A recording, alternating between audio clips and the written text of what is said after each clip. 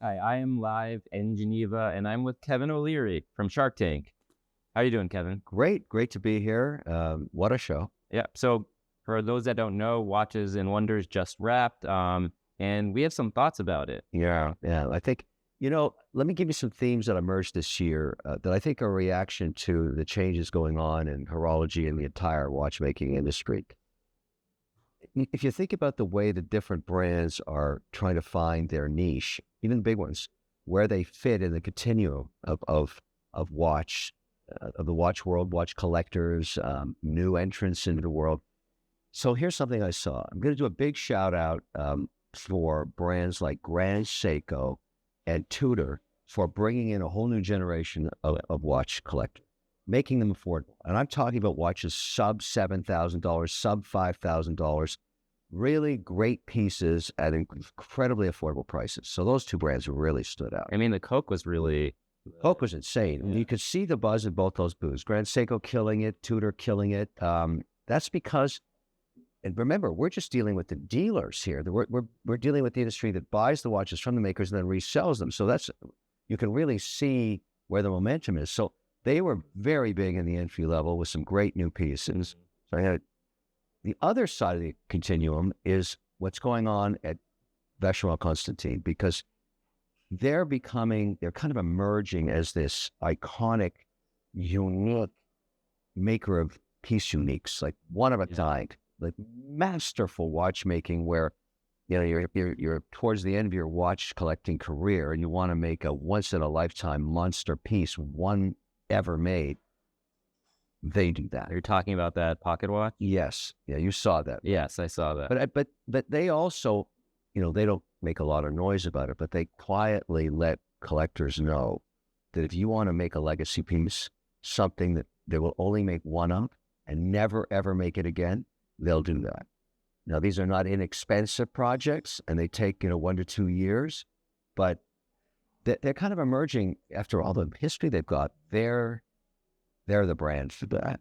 Interesting. That's what. There's a couple of notes I saw. And the other thing I was really blown away by was Tag Heuer with, the new Retrofit. Yeah, but it's sort of Frederic Arnault at the helm, and he is right there.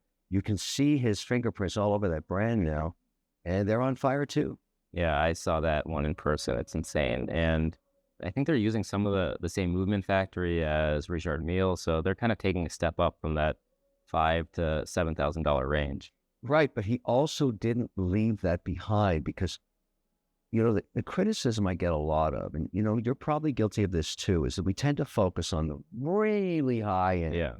The piece uniques, the crazy expensive, remarkable watches, they get all the press.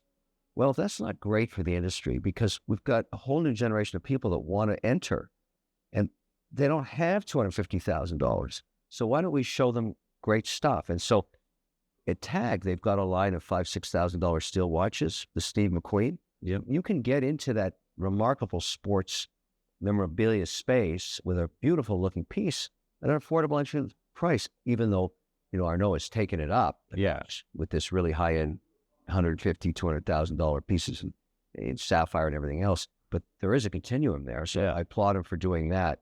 And I'm really liking the brands that care about the new collector. What do you think was the best release under $10,000? Wow, that's tough. That's tough. There are at least 4 pieces I can think of across the portfolio. So 2 in the portfolio of Grand Seiko and 2 in the portfolio of Tudor. Okay. I mean, it's hard to beat what they've done this year because, Grand Seiko has production capacity. So it's not only important enough to make it entry level, they actually have inventory you can buy. Yeah.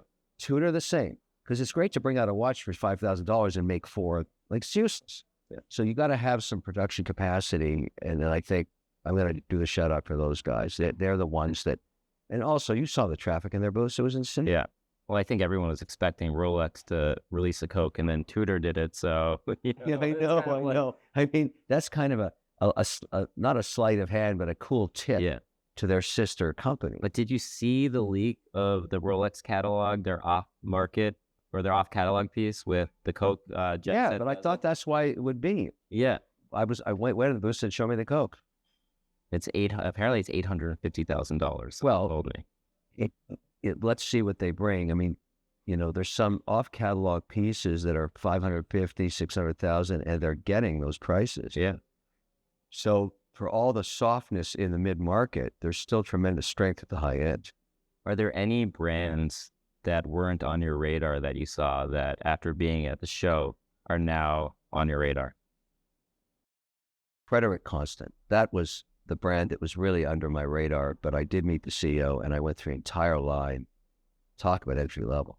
Yeah, and they do some complications that, Yeah. perpetual calendar, I think, around. Well, it's part of the Citizen Group. So he has production, he's got distribution, and he's making great timepieces that are very, very affordable. So, I mean, for me, I'm going to spend a third of my time promoting entry-level affordability because I just feel that responsibility now. And I definitely visited with him, and we went through his entire lineup. So I'm going to blow out, promote those watches. And you're wearing something fairly affordable. Yeah. Now, this is rather remarkable. And I think this is a William Wood, and it's got a very interesting history to it. This piece is made to celebrate the men and women who risked their lives in firefighting. And this band is actually made from a fire hose that was used in a fire. You can still smell the smoke in it. Yeah. Johnny Garrett celebrating.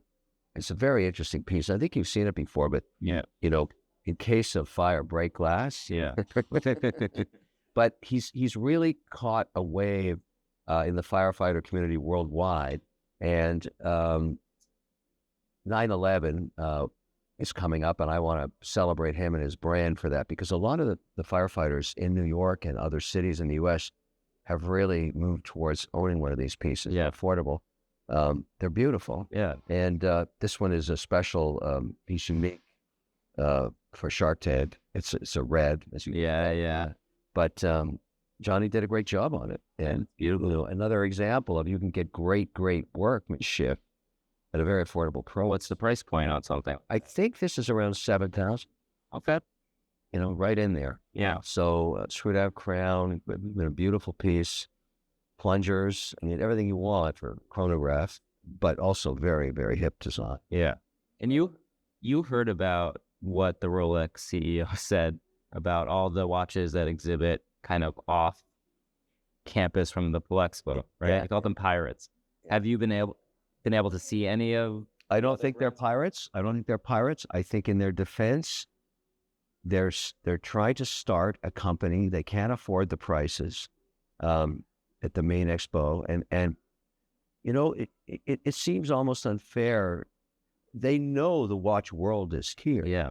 And sure, they're just circling the ring around them. Yeah. But I attended many events that fall into that category. Yeah. And not all of them are small companies. Yeah. I mean, they just remember the Basel show ended in controversy. Yeah. And what's emerged is, that show reminds me of the early days of Comdex in Las Vegas. It's so big. Yeah. I was walking 25,000 steps a day. Yeah. Looking at it on my Oura Ring saying, wow, this is a real workout. Yeah. But the price is there, and I'm going to speculate. The big boys paid between 15 and 20 million each. Wow. At least, just to get, build the booth, pay the fees, bring their people in, support them while they're here. It's a big nut. And if you're not a mega watch company, how are you going to afford $15 million? Yeah. But then you saw Moser. You saw the action at Moser. Moser, that's got to be over $1 million to them. Yeah. And they're an emerging brand, and they're stepping it up. I thought they brought some interesting stuff forward. Which was your favorite Moser? I like the skeleton. Yeah, the skeleton's their new thing. Yeah. And I think it'll do well for them. Skeleton's a hot, it reminds me, because I did a lot of soul searching, because I'm going to make, this will be the first time I do it right now, but, what is the best of show? Not a brand, a single watch. Single watch. Okay. Send a couple ideas. Okay, well, I'm going to tell you what mine is, and I'm declaring it as the best of show. And I tried to merge horology, watchmaking, history, haute couture, just the joy of life of a piece that really brings it out. And there's only one. Okay. there's no question that, if you walk the show today, you must go see it. You're going to see a massive buzz around that display. I mean, you can't ever get near it. It's so packed. It's the Cartier Crash Platinum Skeleton. Yeah. There's no watch like it. Yeah. I mean, that is the piece of the show. Do you have a Cartier in your, or a Crash in your? I do not have a Crash, and no one has one yet. I mean, they just brought the piece. Yeah. Told the world about it. Everybody's going nuts, which gives you an idea that, I mean, Cartier is kind of that merge of fashion, jewelry, watchmaking, but they have something many don't have: history. Yeah. So the Crash has been around for generations, and this is a new iteration of it. And I think that piece it embodies best of show for 2020. You have your call into Richemont again. Well, they as you know, the part of the lore of the Crash is there's no calling in for class. Yeah. They call out. Yeah. And you have to earn your whatever you have to be a serious supporter of their brand and have history with them and all that. And I think that's fair. Yeah. I think that's fair. I mean, they want to have continuum of their legacy, but I'm just talking about the piece that stops everybody. Yeah. Stone cold. It doesn't matter what you love, you stop and you can't stop looking at it. The Crash is definitely having a moment. Did you see the red dial, stone dial Santos? Yes. The going backwards. I was like, that's a... No, I love that. I love that a lot. And it there's a little heritage there. It reminds me of the ruby that Jorn tried to manufacture 4 years ago, which he was planning to do 20, ended up making 9 because it's so hard to shape stone. They've done it on a production level. Yes, I definitely noted that piece, and that's more probably attainable. Yeah. But the Santos pieces are also historic. My very first watch was a Cartier, very first one, and it was the triple. You know how the Panther, but it had, back in those days in the 70s, it's steel and gold, but it had 3 rows of gold, which they don't make anymore. And the ruby was on the crown, which they don't do anymore. Yeah. And it was the mid-size piece. It was a man's, woman's release. I couldn't afford anything then. And I stretched like crazy to buy that piece for maybe $2,300. And it means everything to me. Yeah. And as you said, last time we talked, you don't sell anything. No, I never sell anything. So that piece was actually stolen and recovered 15 years later. How did they recover that? Yeah, I just let the whole organization know that I've been looking for this piece. And because it's a quartz, it has to come in for service. Unless somebody wants to wear it around, it's not functioning. And over the decades, finally, and no questions asked, I don't care. I just wanted it back. And I paid 10x for what I paid for it. But, by then it was a vintage piece, but it meant so much to me. And so Cartier's in my blood. I mean, I really think that brand is fantastic, and I'm calling them out for best of show. It won't be the same next year. You never know what's going to catch your eye. But I think you got to pick one. Yeah. Everybody has to come here that's willing to invest the time and money and pick one. So it's yours. Okay. Well, I have a runner-up, and I'm just going to mention it briefly. Yeah. The Jaeger LeCoultre Helio Tourbillon. Wow. Did you see that? Yes, I did. I mean, and it's fair that you picked that, although the chance that anybody gets one or afford it, they're making 20 and it's 450,000. So that's my runner-up. But my number one is the IWC Portugieser Eternal Calendar. Yeah. I'm just like a sucker for complication. Well, you must love IWC too. I do love IWC. That's a heritage piece. That's a heritage piece. I mean, Portugueser's like heritage. And the fact that this one will keep time for, I think it's 3,999 years, and the moon phase is accurate to one day for 45 million years, which I don't know how anyone can ever. Well, I'm very concerned you're not going to look that good in 45 million years. I don't think so. My great grandchildren will have to look after the watch, I think, by that time. That it sort of goes to the mastery of watchmaking, and those it's kind of, these days it's companies like that and Vacheron that are given these incredible challenges by patrons who are willing to fund these things, and then spend 5, 6, 7, 8 years designing it and making it. Well, I was interviewing the CEO of IWC, Chris Granger, and I was like, how do you even know that this is accurate. And he said it's all technical. It's all in like the mathematics when they're designing it. So they don't even need to obviously test it out for that long. They know based on, how it's technically Well, they drawn should up. guarantee it for 45 million years. No one will be there to contest it. Exactly. But I love that kind of stuff. I mean, that's really, and that's fair if you're calling that piece out. But then again, you've merged a bunch of different ideals or ideologies into your pick. Yeah. And I think it's fair not to make it about affordability or about availability. Just saying, what is the piece? Yeah. And I think those are two good ones. The Crash and what you've chosen, IWC, Portugueser is like, that's good. Yeah, I think it's a great watch. I generally like the new Portuguese line because one of the kind of big critiques of it prior to the new release was that it's too thick and it's a little less wearable than some of their other lineups. But that's always been the criticism. So they thinned it down a little bit and did that domed crystal. So it helps. It helps. It's still a substantial piece, especially the perpetual. Yeah, but isn't that always the challenge? The more complex it gets, how do you compress it down? Yeah, I mean, a lot of the minute repeaters have that problem across all brands. They're just too big. Well, I saw the Hermes minute repeater tourbillon, and to see Hermes doing something crazy like that, it's kind of insane. Well, I think they're doing the same thing Cartier's doing. They're spreading their wings a little bit. There's another index we haven't talked about. If you look at square footage of the actual, that each brand uses at the conference, right? And there's no question who made the biggest statement there was Cartier. Yeah, they had two spaces. Two massive booths across the aisle from each other. But then again, the pecking order, you go back to where Rolex is right across from Patek. Yeah. That's the power corridor. Yeah. And all of the brands around it that want to affiliate with that. And then you go to the other end of the spectrum. Yeah. And Cartier is the anchor. Yeah.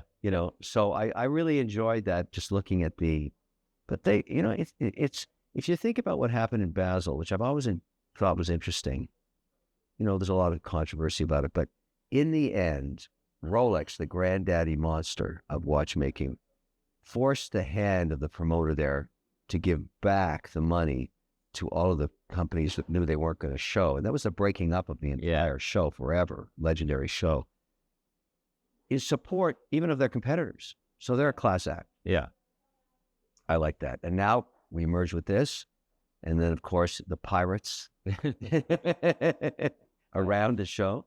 Have you been to the Beau Rivage or have time to watch and all of that stuff? I did it all. I felt if I'm here, why not go see everything? But, Journe had a big thing at their own manufacturing center, celebrating, so Journe awarded a whole bunch of new watchmakers. And he spends time, it's almost like a foundation, supporting them and bringing them forward. And then the reason it's smart to do that is collectors come in, meet these watchmakers, and say, look, okay, we'll buy your first 20. Yeah, to support them. And I'm part of that crew. I like that. But look, this is a great show. We called out our favorites. I'm going to leave here, just rejuvenated to think about all the stuff I got to think about. Did you buy anything? I did buy. There are pieces that will be delivered. Okay. These days, I'm really not buying a lot of production watches. I'm looking for piece unique. Yeah.